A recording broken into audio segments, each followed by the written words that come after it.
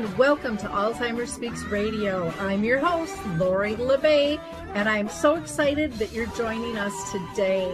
We are going to have a fascinating conversation as usual as we learn from people all around the world at all ages and stages of life. Stay tuned as we shift our dementia care from crisis to comfort. Here we go. What you think about, you will bring about dementia change. We will. Well, hi, everyone, and welcome back to Alzheimer Speaks Radio. I'm Lori LeBay, and I'm your host. My own mother lived with dementia for 30 years, so I get it. I get that we need products, services, and tools, and we need to connect to people all around the world so that we can care better. So maybe, just maybe, you can be our next guest. If you have a story or a business or a book or a philosophy, whatever, a tool or a product, please reach out to me at radio@Alzheimer Speaks, and we can talk. If you liked our opening music, it's called Clarion Call by the Mark Arneson Band, and you can download that on any of your favorite music platforms. I'm going to do a couple of shout outs before I introduce our guest today. One is a big shout out to Saltbox TV and Dementia Divas.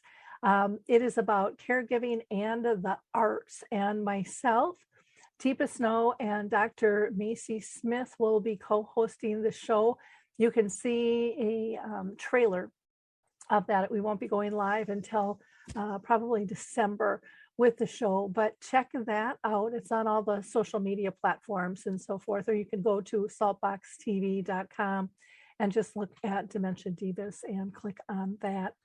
We also have a couple of events coming up on October 31st. So on Halloween, I'll be out in Minnetonka, Minnesota, and we will be doing a screening and talk back of the film A Timeless Love. Extremely powerful. November 11th, we'll be doing a webinar, which is free as well, and that is with volunteering for seniors. Also, December 8th, there's a program I'll be doing with Artist Senior Living, which will be in person in Woodbury, Minnesota. All of these are free. You can find these, more specifics on these, by going to alzheimerspeaks.com. Click on our free educational resources, and then go to the graphic that shows our public events.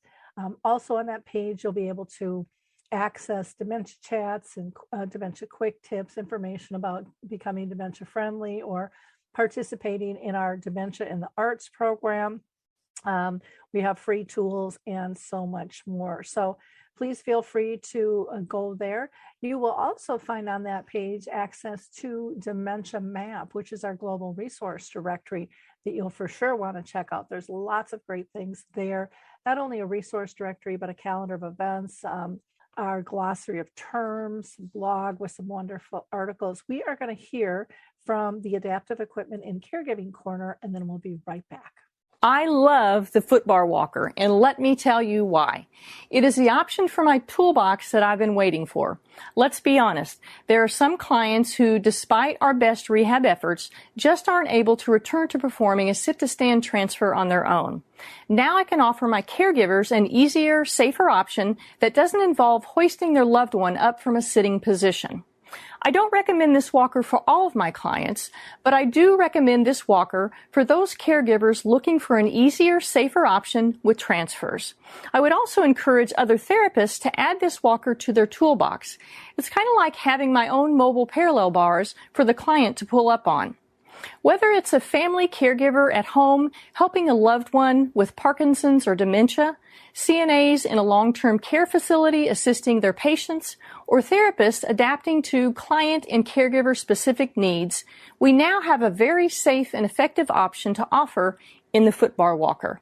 Check this product out at thefootbarwalker.com. That's it for today from Adaptive Equipment and Caregiving Corner. Have a great day, and don't forget, if you can't do it, adapt it. Okay, we are back.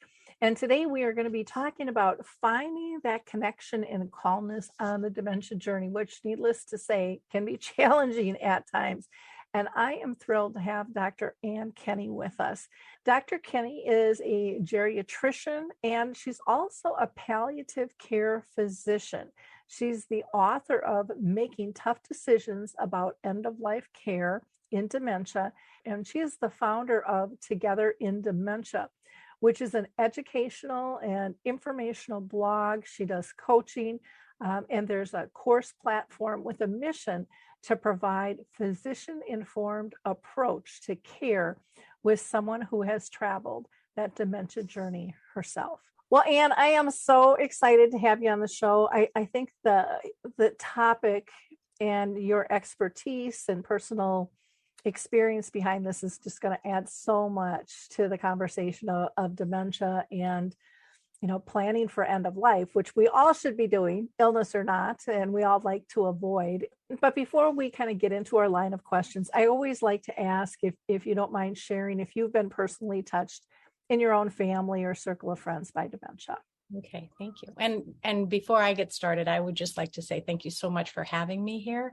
And thank you for everything you do. I mean, you have just helped the world of dementia so much with your content and with your passion and with your advocacy. So thank you. But yes, I've been a physician for over 30 years, and I'm a geriatrician and I love taking care of people with dementia, and I love taking care of families that were dealing with dementia. And then my mom developed dementia. I probably noticed that she was getting early signs when she was about 65 years old, but she was living really well and independently for many, many years. She actually got remarried in that time. She had been a widow for over 20 years, and her new spouse actually started to develop signs of dementia as well. So she had a much more of an Alzheimer's look at first, mixed with vascular dementia, and her spouse was much more vascular, and they almost kind of complemented each other. So they lived pretty well together, filling in for each other without much support from her kids, and her spouse didn't really want us around, which made it, as many people can, complex families, blended families, it gets hard. But he had an acute illness, and his daughters came in and kind of swept him away. And that left her without that support anymore. So she has 6 kids, or had 6 kids at the time. And so that's when we kind of started becoming her safety net. And she, much like your mom, I think, is just so independent and so full of spirit, and just wanted to keep that independence was her primary goal. And so we did what we could to support her, to keep her independent. She made it really clear she didn't ever want to live with any of us. She laughed that she had raised us and knew better than to live with any of us. And luckily she had made some wise financial choices, so had some flexibility in where she could live. But as you know, still needed a lot of family support to make sure that she was able to have that level of independence that she wanted. So she lived independently, and then graduated through different levels of assisted living as she needed more support. She got more support in that way as well. But then at the end of her life, about 2 years prior to her death, she had a pretty bad stroke. And that took away a lot of the reserve that she had. And my family and I had all talked about it. And at that point, we knew that it was probably better that she lived near me because of my expertise in both end of life and in geriatrics. And so again, she was, even through, she had a new, pretty significant inability to speak. And she would speak with her eyebrows, like I used to say she was like an orchestra conductor with those eyebrows. I mean, she had all of us dancing around, keeping her eyebrows going, and just with her facial expressions, just so precious. And she made it clear she still did not want to live with me. So she lived very close to me in an assisted living and came to our house many nights. I had 3 kids ranging in age from high school down to grade school at the time. And so it was just lovely to have them really get to know their grandmother better. In that time, she would come to all their concerts. And I mean, there were ups and downs as in all dementia journeys, but for my siblings, it was harder to watch her starting to fail. But we talked, I mean, luckily I am an end of life specialist. So we talked a lot about how to do that well in someone who's living with dementia. And she finished her last 2 years out close to me, in and out of my home, but never there too often in the evening. So yeah, I've had that and went through all the emotional ups and downs that we all go through when we're watching a family member change and come up with unpredictable things, but still just be, I mean, honestly, I think it was one of the best things that ever happened to me, in that I was this kind of rigid doctor with kind of an emotional range about this wide, and journeying with my mom at the end of her life with dementia really kind of broke me open in a wonderful way, changed my life for the better. And I don't think I would have said that then, but I definitely say that now.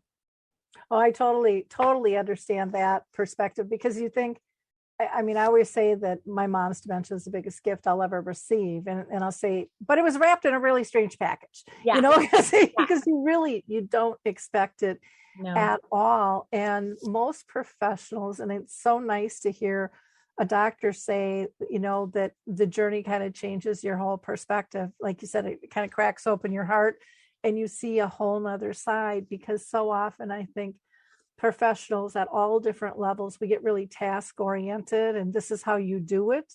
Right. And there's not that feeling behind it. There's not that history behind it. And those emotions change everything on how you're even able to do a task or not do a task, or, and then you have the family dynamics on top of it all, because not every family is father's knows best. Oh yeah. And it gets complicated really quick.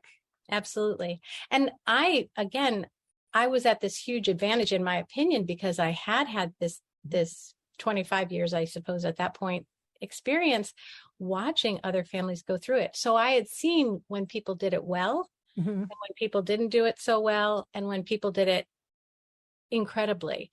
And so when I hit my lows, and we all will, because we're human, when I hit my lows, I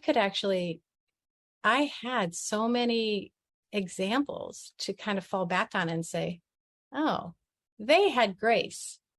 I could pull some grace up right now. I could actually ask for some grace rather than stay here, button my head against the wall or whatever. Yeah. Yeah. Because the egos do come out the right. And things. One thing before I kind of go into our questions, you had mentioned that, you know, there was a kind of a difference between the Alzheimer's and the vascular type. And some of our listeners might not know the differences when you were saying they kind of complemented each other living together. So could you give a couple of examples for people? Sure.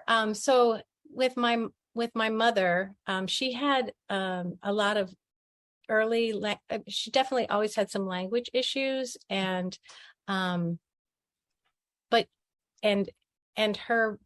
spouse was very good at communication.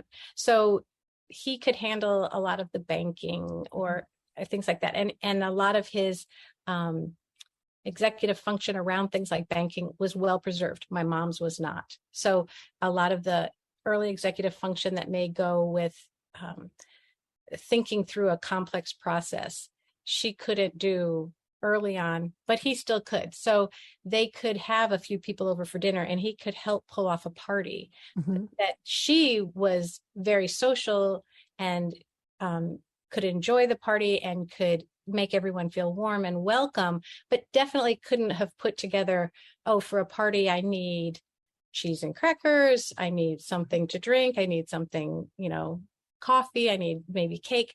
So all those like task oriented things he could handle. And he made sure the bills were paid.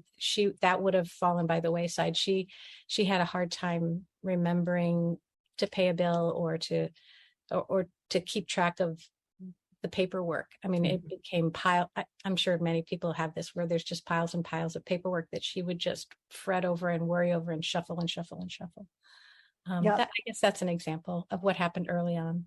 Those are great examples too, because they're just everyday things that people don't realize, I think, how they're effective. I'll never forget when my dad passed, my mom was living in a nursing home by then.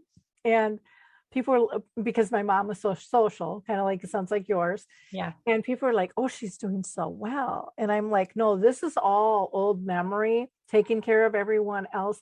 She's not connecting the man in the casket is her husband. Right. Right. And they were like, what do you mean? And I'm like, no, she would be a puddle if yeah. She's kind of gone into muscle memory of, I'm the hostess of this party. Yeah. Very much so. And full of grace and compassion. And you would just from the outside, I mean, and even people knowing her didn't realize how much things had changed. Yeah. And I think that's one of the difficulties sometimes for people who are really social and have those skills. The cover up makes it really difficult, because especially when even some family members don't see people all the time, they're like, they're fine. That definitely happened in my family. I come from a family of 4 boys and 2 girls. And so my mom would show the girls some of the cracks in the veneer, but she wouldn't show the boys. And so when my sister and I were like sounding some alarms, like things, we have to kind of gather around and be supportive without being intrusive. They're like, you're crazy. She doesn't need anything. You're overreacting. I mean, so things were said that, my sister and I needed to really show some grace around as time went on, because we were told that we were crazy and that we were overreacting. And they didn't want to help. They didn't want to support, because they thought we were making things up. That it wasn't needed. I think that's very common in families where 1 or 2 have to take on the responsibilities because of that social facade, or or strength, the social strengths that are still there, but there's still things like the banking that's not happening. We went through that with my family. I remember a great example of that was up at the lake. My mom wouldn't let anybody else in the kitchen but me. So everyone would go up to the lake, and they're out on the lake and they're skiing and they're having a good time. And I was cooking and cleaning for 30 people all weekend long, because she would growl if anybody else was in her kitchen, but she trusted me. Right. And so it was like, okay, that's the way it's going to be. And people are like, come on out. I'm like, I can't. I really can't. Because right. she can't do it. Right. Yeah. And so I have to, right. Yeah. And people don't understand that you're trying to keep them comfortable and in the zone and still allow things to happen. Right. But yeah, it does get misconstrued a lot that, oh, you just need to be needed, or something like that she's really fine or he's really fine. But you have to be, because the person living with dementia is losing some of that ability to adapt. So you become, extra adaptable. And again, like you said, to make sure that they're as functioning as highly as they can, you have to be that flexibility for them to allow that to come through. Yeah, to keep them in their zone. Yeah, exactly. Yeah. Well, let's talk about, when did you first get interested in working with adults living with dementia? Is this something that, for me, I've been attracted to elders all my life since I was really little, and, was touched by dementia, though back then they didn't call it that. It was senility or getting old, or, we can't really do anything about it. This is what happens when we age. How did it all hit you? When I was, I think it started when I was in medical school.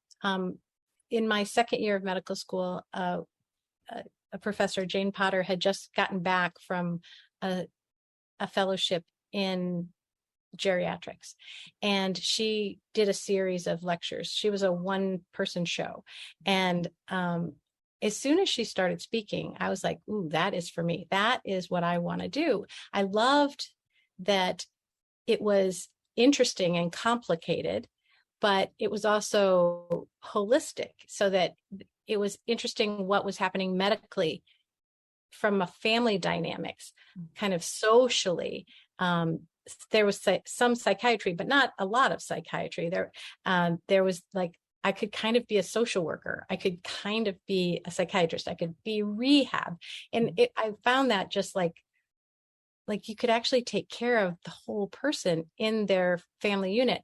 And as much as I loved kids, if kids got sick, I couldn't function. But I loved, and one of the things that Dr. Potter did is had us meet people right away. And I fell in love with it. My grandmother was one of my favorite people in the world. I think a lot of people who are in this field say something like that. And I pretty much wanted to do geriatrics from that point on. And so, and geriatrics was really in its infancy in the United States at that time. And so I actually moved from the Midwest to Connecticut, where somebody was just coming down from Harvard to start a residency program. And so I came out here on purpose to train with them. And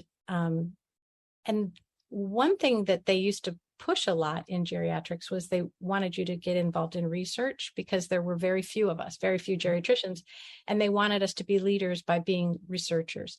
And so I picked a research mentor from the University of Connecticut who was amazing. And he was a bone researcher.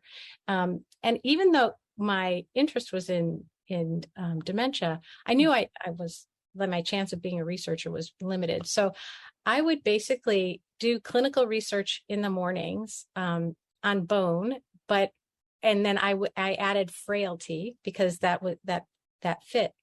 And then in the afternoon, I would have my clinical care, and I would basically take all this information that these older, frail people would tell me about, and then I would apply it to people who were living with dementia, who could not articulate as well exactly what was going on. So it was such an amazing blend of like using kind of my clinical research group to really inform how I practiced medicine for people living with dementia.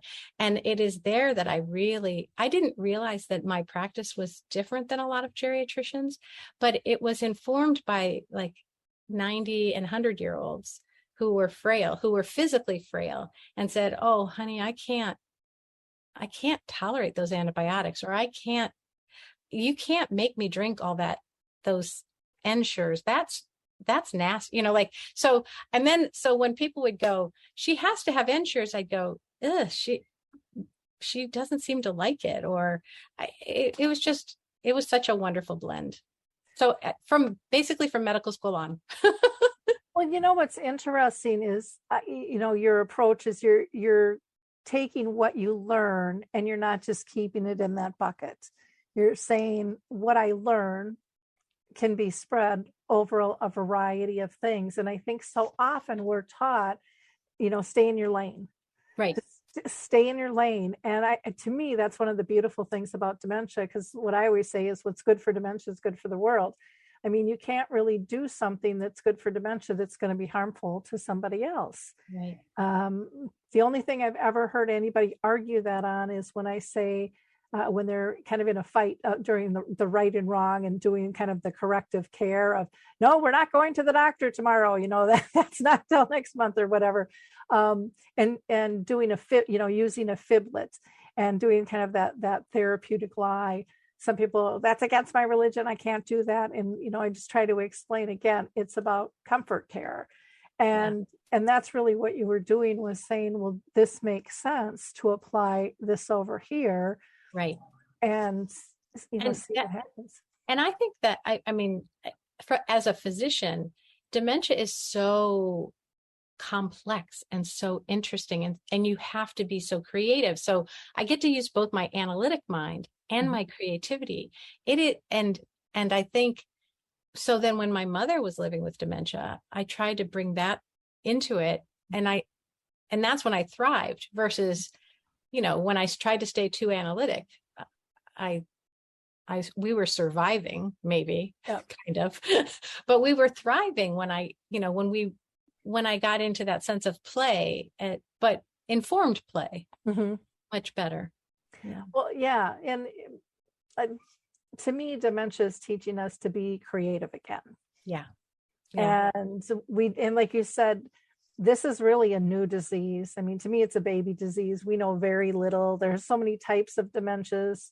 I still don't know how many types there are, because I've heard from 80 to over 200. Right. And no one can really seem to pin that down. And then you have multiple dementias. Some people get more than one type, aren't they? Lucky, Right. And, yeah. Or the name changes of Yeah. what they have. And so there's just so many variables. And the disease is so fluid. If we're not fluid, we don't have a chance of keeping up with it.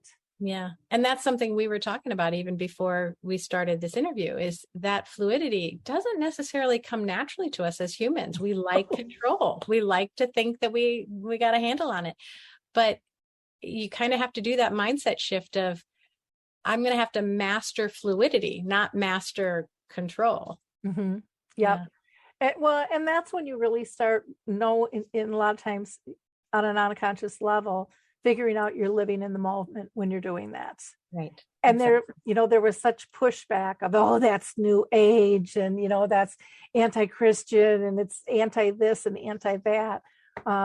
People are really understanding, boy, there are really small gems I'm missing because I'm moving too fast or I'm being too rigid in life. And I'm missing out some beautiful, beautiful things. And I also think it comes into play with, we've been taught that aging and illness is bad. Right. And, and there's no way around it, There is no, My brother says he's going to get me a plaque that says no one gets out alive, because I talk about death, and I don't think death is such a bad thing. I actually think we have one birth and we have one death, and you can rail against it if you want, but you're much more likely to have a better time if you focus on living now, accepting that we don't get out of this alive. And you'll live more presently. How do I want to spend this moment, knowing that moment may not be here? And none of us are guaranteed a tomorrow. Yep. And so often we expect that, and I've not had a near-death experience. When I was 21, I got in a car accident, and I guess that was probably the closest that I had. But it still wasn't as traumatic as so many others. But people say those near-death experiences, they change how they live. Yeah. They change what's important. And I think dementia is here to teach us that as well, that there's a lot of different ways to live a life. Right. And there's beauty in all different levels, and just getting us to accept, again, that we don't have control, or being accepting of people doing things different ways. Like I know with my brothers, they would say, well, you're kind of a control freak and you really didn't let us into the picture. And I was like, no, I'm organized. And that's why everyone picked me to do this, And so we were saying the same things in real different levels with very different perceptions and impacts of the situation. And I can look back and go, yeah, I guess I probably was demanding because I was deemed the one in charge. And so I wanted to protect and, give them the highest quality of care, not realizing that everybody has their own relationships and they deliver that in different ways. And if everyone was a clone of me, that would be pretty damn boring,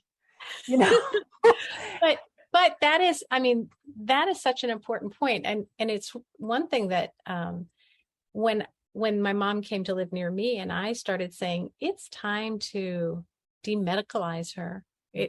It's time to start thinking that some of these things may not be to her benefit anymore and may be harming her more. My siblings said, are you crazy? She has to have her blood pressure medicine. She has to have her blood thinner.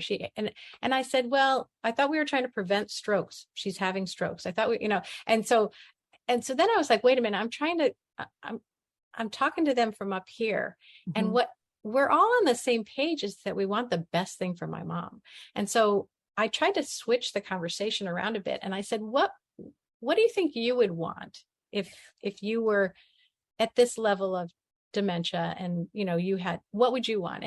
And I have a brother who said things like, I would want he was a lawyer and he was very in his head. And he said, as soon as I couldn't think, I would want to be put on an ice floe and set out to sea. And I have another brother who's very not like that and really thinks every life is just precious, precious, precious. And he said, I would want everything done to the very last second. And so I had everybody in a circle. So we have, both extremes. And then the rest of us fell somewhere in the middle. And to hear everyone articulate what their way was really interesting and important. And then I said, okay, now what do we think mom would want? She can't really speak for herself right now, but what do we all, and those stories were pretty similar, that we all kind of had the same read on my mom, not quite the same, but it was very illuminating for everyone to hear and then honor, oh, he comes at it this way. He comes at it this way. She comes at it, like that we all had our ways of coming at it, but that we got together on, and our goal here is not to do it our way, but to do it mom's way. Yeah. And that was very, and I've used that story to help a lot of families who are like, she won't let me in, or they won't do what I say, and I'm like, we all got our ways, but you can figure out how to get on the same page, even within your ways, because those things, that diversity will be helpful to dealing with whatever's coming up. Well, and in families, everyone plays certain roles, and you've got the poster child and, the sheep, that's always in trouble. And you have all these different roles that come into play and positions, or I'm the oldest, so I should be in charge, or, blah, blah, blah, blah, blah, blah, blah. And none of this is black and white. Definitely not. And each of our different, we may call them roles, but they're also skill sets. Mm-hmm. And to support somebody living with dementia, the more skill sets you can bring in, the better off you are. Yeah. And leveraging them in the right positions. Right. Because I've seen families where they have the lawyer doing meals and somebody else doing the legals, and it's just kind of like, or the accountant's not in charge of the finances, and just really goofy stuff. Right. And because of those old family roles versus mm-hmm. who they've become as adults. Yeah. They're no longer 6, 7, and 8. Yeah. Well, that is so true. And I think having these conversations up front is really important. One thing that I will mention, I don't know if you're familiar with. It's like advanced. Oh gosh, now what is it called? The very end of life. Yeah. Yeah. Where you have different choices. Depending on where you are. Yeah. Oh my gosh, that's so helpful. And not just, and it's, they have it set up for dementia, but it goes way beyond dementia. Right. These things can happen to any of us, and to say, well, if I have this and this, then I want that. But if it changes to this and this and this, well, then this is what I want. And, it makes it easy, to address those things and mix it up. But I think it goes way past dementia. And I think it is important. Most of us will not have these discussions. Mm-hmm. People are afraid to have them. Yep. And a lot of people don't want to have the discussions with their parents, mm-hmm. believe it or not. And it's hard, because with dementia, you're going to be making decisions for someone else, even if they wrote everything down. And it's much better to do one of these more complicated advanced directives, the mm-hmm. ones with different layerings, because you'll get a better idea what some of those questions that you need to answer are. Not just, do I want to be resuscitated or do I want to be intubated? That's like the last few minutes of life, right? Yeah. But kind of these decisions as you get further in the disease. When would you not want to have somebody hand feeding you anymore? Or, if there's a lot of people with dementia who close their mouth to food, and their bodies know what they're doing. They've lost that drive to eat. And does that mean that they will die. Yes, but they're all the connections are starting to go. And families need to know that's the way the disease will go, so that they don't feel guilty that mom started to lose weight or dad would only eat ice cream. Mm-hmm. That's okay. That the body knows what to do. Yeah. And if you know that would be what they chose, it makes it a lot easier to make that decision. I think if you know that's the way the disease goes, it makes it easier as well, because you don't stop care. You just might stop feeding. Yeah. And there's a point where feeding is so complicated. Mm-hmm. It's such a, we break bread to come together. Some people say I couldn't starve. Starving is an emotionally loaded phrase. And so there's nutrition, and as the disease progresses, people are not going to get their nutrition, even if we try to give them boost. And when we try to force food on people, their bodies are not at a place where they can tolerate it anymore. And then they start getting edema, swelling and choking, and that it's not, the nutrition isn't going where it needs to go anyway, because the neurosignals are not there any longer. And so the body knows what to do. It knows to kind of stop, slow down. And it's not because you haven't given good care. It's just part of the disease process. Yeah. Well, and when you've had these conversations, it's so much easier, because otherwise I think it's really easy for us to project, no, we have to keep them alive. We have to keep them alive, because you don't want to go to that next phase.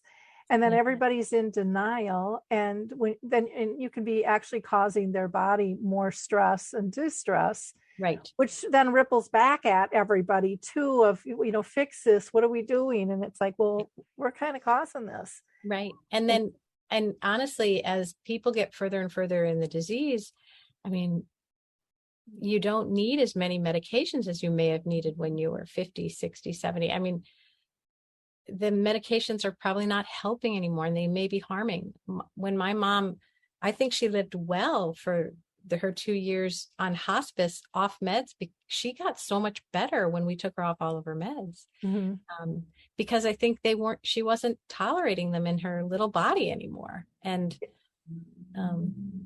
well, yeah. And some of them can cause constipation, if they're not drinking as much liquid. There's just so many different things. Yeah. And those contraindications can change as the body changes, and exactly. As nutrition changes. And you can say, well, yeah, but it's never been that before. Well, that doesn't mean it's not now. Exactly. And there's all kinds of things that have changed. That's, to me, the definition of dementia is things are changing. Yep. You can't always see it, but things are always changing. Yeah, exactly. You have to kind of keep coming back with fresh eyes. Exactly. Now, your palliative approach, I would imagine, was just such a huge, how do I want to say? I would say your palliative approach really probably changed how you cared for your geriatric population. Did you realize it at the time, or did you kind of see it slowly in terms of, I know you said before you didn't realize your business was different than others, but it's when I started taking care of, or when I started having my mom taken care of mm-hmm. by my colleagues. And she was in a facility. She was in an assisted living that was right behind where I work. So some of my colleagues were there as well. And so I got to see their approach and my approach. And I had no idea how much more palliative I was than even geriatricians. These were geriatricians, but it was that kind of shift to, our goals change as people move through a disease. And so it's one thing if it's cancer. I think my colleagues were good at moving through cancer or moving through something else that they saw as terminal. But I don't think a lot of the geriatricians even were seeing, at that time anyway, they weren't even, and and honestly, that this was only 10 years ago, they weren't even seeing dementia as a terminal disease. And I think of it as a chronic disease. It is a chronic disease. You can live a long time very well with dementia, but there is a flexion point where you start to die from dementia. And in kind of as you're moving, I mean, we know that dementia doesn't it's not like you make the changes on like with marching orders, but as you're kind of going back and forth in the later moderate stages to the early late stages, for me, that's a time to start saying, oh, we need to start reassessing goals of care. Is this the time that we want our goals to be in preventing death or in improving comfort? And I even think in moderate stages, we're already doing that, I think, mostly as care partners in how we approach someone. We don't expect, as somebody is not able, as they go from needing cueing with dressing to actual physical help with dressing, we're used to making those changes as care partners. Yep. But I don't think the doctors are thinking as much because, again, they often come to the clinic. Well, and as you know, Lori, like doctor day is like, they're always on their best behavior, right? The social piece comes out in spades. But that I was already using kind of functional decline as the way I assessed most of my patients. And I didn't see that my colleagues were doing that as much. And that there's a point where when the function is declining, that correlates with the changes of things happening in the brain. And that's the time to start saying, we need to peel back some of this medical approach and start acknowledging kind of the brutal reality that we're shifting from the chronic disease state to more of the terminal part of this condition. And then you don't just get on this medical conveyor belt. You can actually, when you shift your goals of care to palliative, it's a much better way for someone living with dementia to ease out of off this planet. Going to the hospital is so traumatic, as many have seen. If someone can't keep up with their hydration, it's not going to be solved by having an IV fluids. At what cost? Because as soon as that liter or two goes in them, they go back and they can't keep up again. I mean, if it's early in the disease and they had some illness, yes, that's different. But if you know functionally that you're moving towards the late stages of dementia, you're not keeping up with fluids because you're not keeping up. That's part of the disease process, that you can't swallow as well and that you're not driven to. And it's partly the body trying to shut itself down a little bit. Yeah, no, I agree. And I think when you come from that compassionate side of really quality of life, and I think quality of life is thrown out a lot, but people don't always really understand it at its crux. And we need to be looking at that from day one. I agree. And having those conversations. And I know that people are so uncomfortable on having those things, but yet people are adamant in life about being in control. But then when it comes to end of life, no, it's too scary. I don't want to talk about it. And I think the thing is, like, it is scary to talk about end of life. It really is, because it's been stigmatized, just like dementia has been. But we have to advocate for things like this. We have to advocate for people to talk about dementia and people to talk about death from dementia. For me, the way to start those conversations is not how do you want to die, but how do you want to live? And if you really focus on how do you want to live, the death is just the other side of that coin. And so then you can say, realizing one day you will die.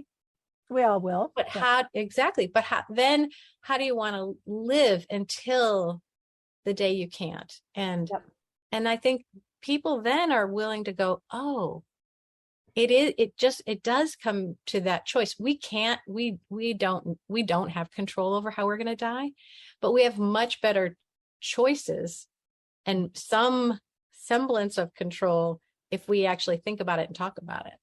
Oh, I agree. Now, you wrote the book, Making Tough Decisions About End of Life Care in Dementia. And I know that you've said that, you know, you don't really like the title of the book.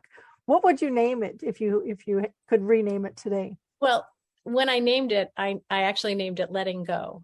Okay. And a caregiver's guide. And it's because I think it's about letting go of so many things, letting go of that idea that we're in control, letting go of like all of our preconceived notions of who we are in this process. And like, for me, it was letting go of my hyper intellectual approach and really sinking into my heart, ultimately letting go of my mother, but even letting go of the preconceived notion that I was her caregiver and she was the care receiver, and really understanding the interdependence that still went all the way through. I just, on so many levels, I needed to let go of mostly of what my ideas were, and lean into that flexibility that you talked about earlier in the conversation. The book is not just about, the book is about dealing with your own, the caregivers or the care partners' emotions about all of this. It's got some issues in it about, you know, like practical things as well. But a lot of it's about how do we care for somebody living and then dying with dementia, and how do we care for ourselves while we lose that person to this disease, because it's a family disease.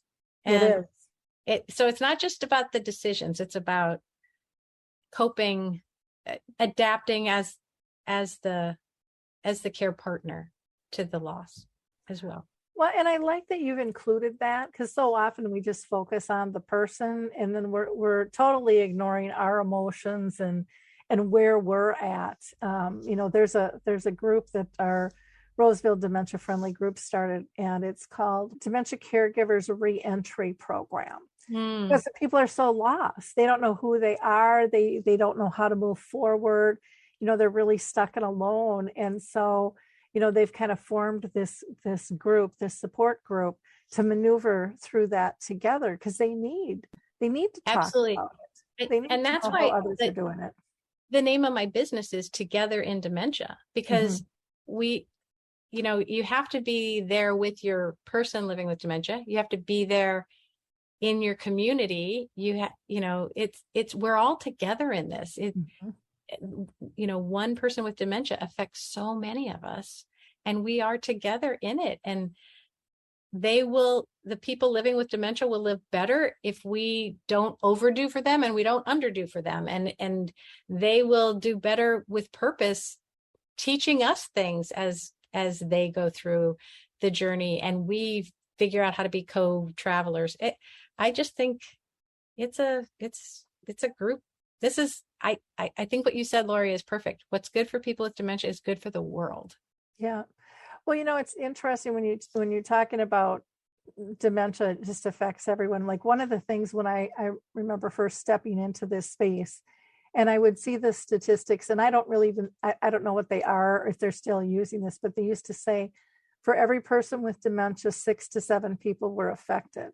And I'm like, that number is so off the mark. It's not even funny. Yeah, most put families, a zero behind those. yeah, I mean, most families are bigger than that. And people have multiple circle of friends. They have acquaintances at the grocery store and the bank. And I mean, there's just this huge ripple effect. And it is, we need to all be in this together. We need to be respectful of others' journeys. Yes.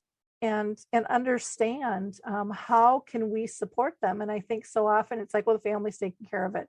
And it's like, well, you know, what if this business would just make this little twist that wouldn't cost anything? Huge difference.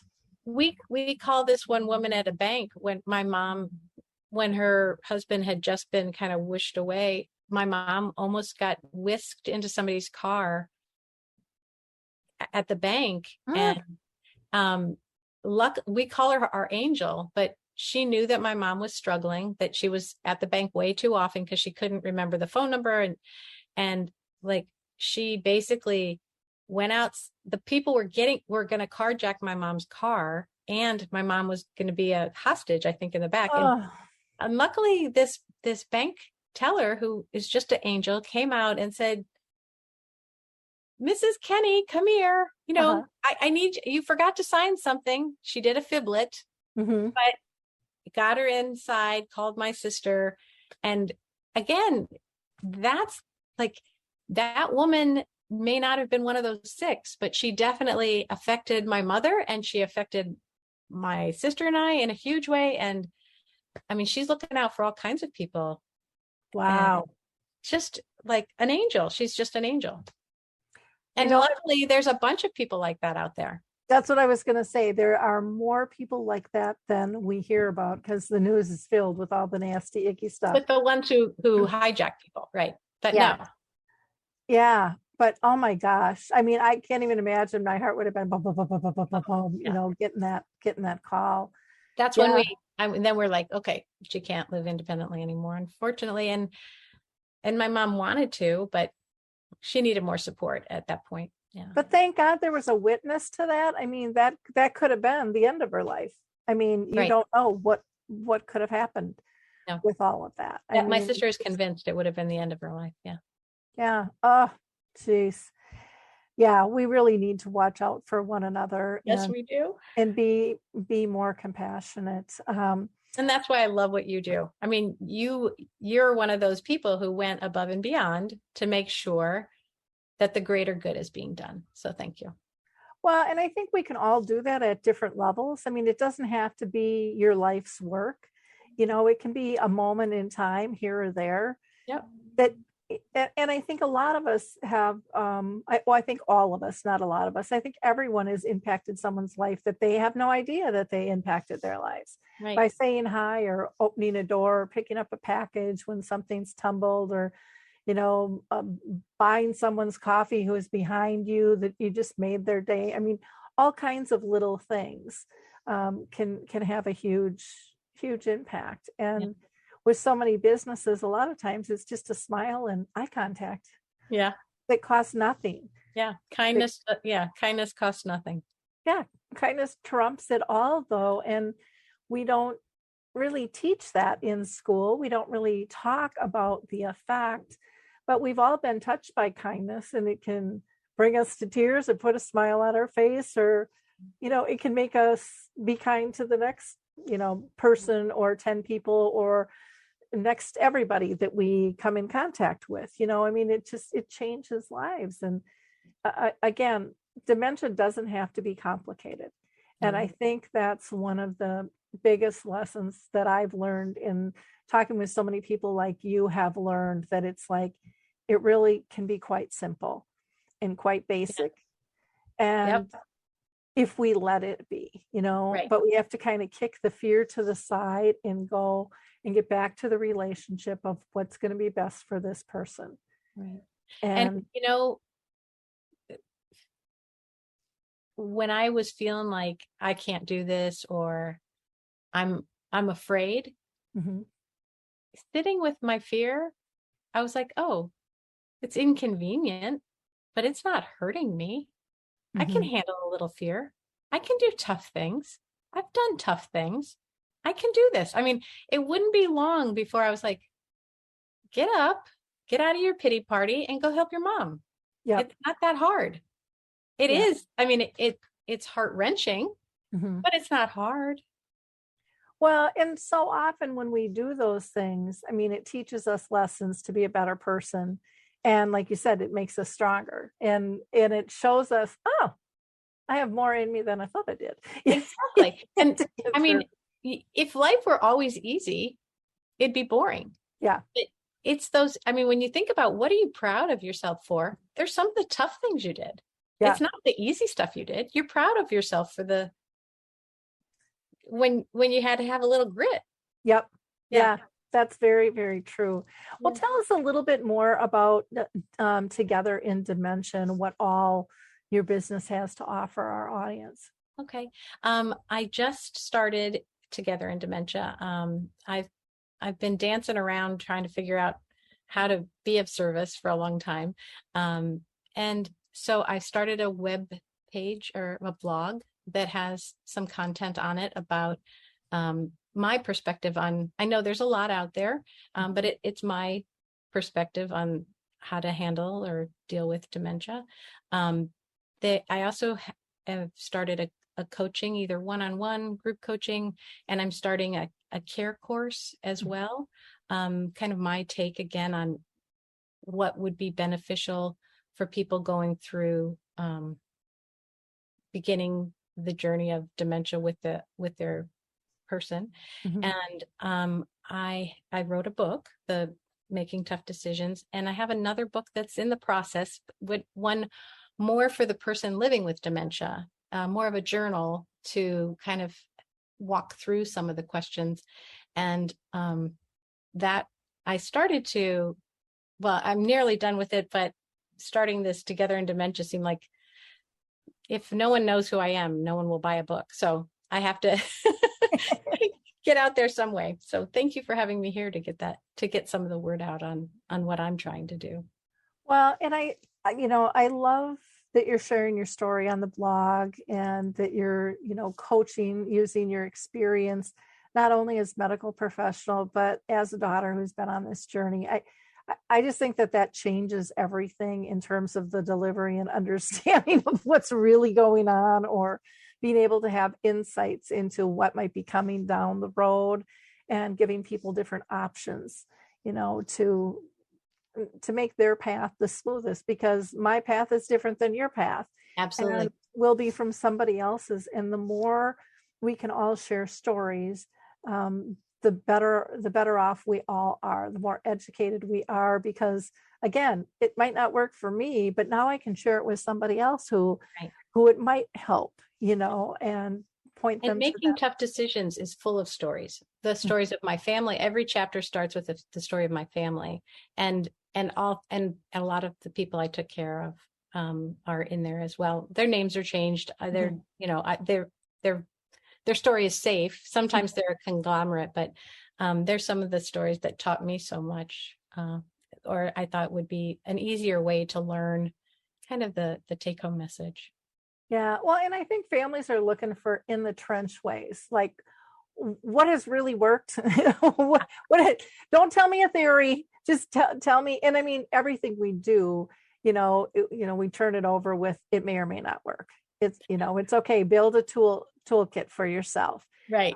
Don't listen to just one person, listen to a lot of different people. Right. You'll hear probably a repetitive message said in different ways that you'll resonate with differently. Right. And you'll hear different things too. And at different times in your personal journey, you'll hear something one way, and then at another time, you'll hear it a whole nother way because of what's happened to you in the interim. Exactly. Well, are there people who have inspired you to get into this line of work? I'm sure your mom was one, but absolutely, yeah. Jane Potter, the person in geriatrics from the get-go. I've had just wonderful mentors. Richard Besdine was at Harvard, and then at University of Connecticut, and then at Brown. He's a huge advocate of people living with dementia. I've worked with some amazing occupational therapists. I wanted to be an occupational therapist when I first started in college, and the occupational therapist said to me, "Oh, there's these doctors over me. If I had to do it over, I would try to be the doctor." I was like, "Oh, okay, I'll try that." Stupid me. I should have been the occupational therapist. And I probably still would have been working with dementia. But I think that the occupational therapy kind of approach to maximizing function, like you said, people want to know what works. And I think asking for occupational therapy input or using things that like Laura Gitlin and her group have put together is very effective. And then mostly people who are living with dementia. I mean, I just love reading the stories of Richard Taylor and Kate Swaffer, and just I think I've read every book written by somebody living with dementia. Greg O'Brien. To hear their stories and to be inspired by them. The Scottish Working Group. I had the privilege of going with a dear friend of mine, Stephanie Shivers, who's also an occupational therapist and works at Caring Kind in New York City. When we both worked at Live Well, which is a long-term care facility, educational expertise in dementia place in Connecticut, we were able to go over to Scotland and talk to the Scottish Working Group, and a lot of the people who put together that pillar model, which is amazing. I mean, the Scottish government, that they approved care for the first post-diagnostic care. I'm impressed by that. So many people. You could go on and on and on. Well, and I'm glad that you brought up the Scottish team, because so often people think, we start everything here in the US, and we are really far behind a lot of other countries. And the Scottish model, the UK, what they're doing. I mean, everybody, the more we share, the better it is for all of us. But I mean, it is just absolutely incredible. Some of the work that is there, and as much progress as we make, we can still look back and go, oh my gosh, they're still so far ahead of us. Yeah. But then we can look at others and go, boy, we're ahead of these guys though. But that means that's our duty to help them. Right. And much like Scotland was with open arms, said, come on over, learn what you can, take what you can, and keep moving it forward. Yep. Again, it gets back to this is a global problem. Mm-hmm. There are going to be global solutions. There's no reason we shouldn't all work together on this. Yeah. I remember when I first heard about the memory cafes from Norm McNamara. And so he hooked me up with them over there, and they changed all their verbiage, and, they pulled out their S's and they put our Z's back in and wanted to know, what do you call this position? And I said, well, what do you want for it? No, it's free. And I mean, my jaw just dropped, because as sad as it is here in the US, that's not the common thing to do. Yeah. And I remember calling up Mark Wortman, who at the time was the executive director of Alzheimer's Disease International. And he just like busted a gut laughing, because I'm like, I think I have to move. They don't get it here. And I'm like, this isn't funny. I'm serious, Mark. And he's like, you really don't know why, do you? And I said, no, I don't understand it. To me, it's just so simple. We should all be collaborative. We should all work together. And he said, well, Lori, the United States was started by people who left here, who didn't like the idea of social care and greater good. And the US has been built up by being proprietary and having all these silos. And it's like, oh, wow. That just like slapped me in the face, going, okay, now this makes sense. Yeah. Why? And it's gotten better. And then I think things pulled back during COVID. And then I think COVID's forcing even more collaborations now. Mm-hmm. But with staff shortages, it's still not enough. And we still need more funding. But we will for a long time, because we got a long, long ways to go. We've made great strides, but so much to learn yet with all of this. Well, Anne, I can't thank you enough for the time. Thank you for having me today. This was just such a great conversation. And I would really encourage people to go to Anne's site. Again, that's together-in-dementia.com.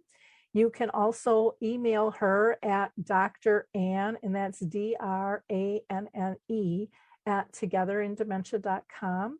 She also has a Facebook group. So just put in Together in Dementia and that'll pop up. She's on Twitter at Ann Kenny MD, and then also Ann Kenny. You can find her on LinkedIn too. So, but check out that book. I think, my gosh, it just sounds like it is loaded with great information. And those tough decisions. It's nice to hear other people's stories on how they approach them, or even to know that that's a tough question that might be creeping up your path that you're not even aware could be coming. Right. It's a great way to prepare, and again, to not feel so isolated and alone, because I think that's one of the worst pieces of illness is when you feel isolated and alone. It just amplifies everything, and I think creates more fear and more frustration for the journey. And then that ripples out to everyone you touch in all of your life, not just the person you're caring for with dementia, but your family, your friends, your work life. I mean, it's stuff we can't hide. We think we can put on our Stepford Wives smile and get by. But we have all these other nonverbals that are going, oh no, they're crazy. They're really stressed out right now. And people are reading all that stuff. And the only one we're fooling is ourselves. And people want to help. Mm-hmm. They really do. You think you're burdening them, but you're not. Think about when you feel good is when you help someone else. So give them the gift of letting them help you. Yep. And there's some people out there that really don't want to do that. It's not. I'll let you know. But it's not I don't think it's the majority. It's the minority. And people, like you said, they want to know how to help, but then we also have to be honest instead of saying, well, just call me, and then we put the burden back on them. We have to be prepared with little tasks that we'd feel comfortable with them doing. Maybe it's coming over and just staying with your loved ones so you can go shopping or get your hair done or go to the grocery store or just sneak in the bedroom and take a nap. Even if it's just to come over and have a cup of tea with you. Yep. So that you have company, variety in your day. Exactly. Yeah. Yep. And you don't have to sneak off anywhere sometimes. Just very true. New set of people to hear your voice. Yeah. And so often family and friends kind of go by the wayside. And that's one of the things I love about the memory cafes is it helps bring people back together where they feel like they have a peer group that's accepting and loving and compassionate and supportive, and they can laugh and cry together. And there's nothing better than that. Yeah, so, absolutely. Anne, thank you so much. And again, people, please go to her website and check out that book. I think it's just going to be wonderful, wonderful resource for people. And we also appreciate you being part of Dementia Map too. People can find you there as well. And again, the website is togetherindementia.com. Thanks again, Anne. Bye now. Bye-bye. So please go to alzheimerspeaks.com. Check out our website. We just redid it not too long ago. So we have one whole page that has all different types of icons you can go to that has all different types of graphics for a variety of free resources that you can tap into. Also, if you're looking for a speaker or a trainer or looking at branding, we have opportunities on all of that as well. You can email me at radio@alzheimerspeaks.com, or again, just go to the website. You can reach out from there. Bye now. It's time to rethink, renew, and reimagine retirement. Hey everybody, Jared Sebesta here, host of Retire Repurposed. Now this podcast is about the non-financial parts of retirement, which many times can be even more challenging than the financial. We believe retirement is not the end, rather the beginning of what could be the most impactful, purposeful, and fulfilling season of a person's life. So don't retire, become repurposed. To listen now, search Retire Repurposed on your favorite podcast platform, Senior Resource, or Life Audio.